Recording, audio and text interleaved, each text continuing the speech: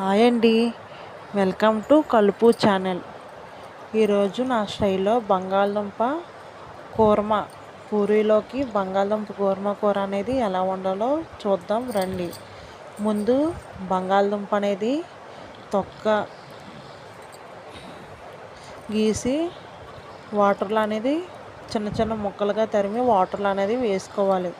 ఆ తర్వాత బ్యాండీ పెట్టి స్టవ్ వెలిగించి 1 స్పూన్నర ఆయిల్ పోసి పోపు దినుసులు, అల్లం వెల్లుల్లి, పచ్చిమిర్చి, ఆనియన్స్ వేగిన తర్వాత సాల్ట్ వేసి వేగిన తర్వాత టమాటా, కరివేపాకు వేగిన తర్వాత ఈ బంగాళదుంప అనేది వేసి ఫ్రై చేయాలి. ఫ్రై చేసిన తర్వాత తగినంత కారం వేసుకొని కాసేపు ఫ్రై చేయాలి. తర్వాత వాటర్ పోసి బంగాళదుంప అనేది ఉడకనివ్వాలి. ఉడికిన తర్వాత 1 స్పూన్నర శనగపిండి అనేది వాటర్ కలిపి ఉంచుకోవాలి.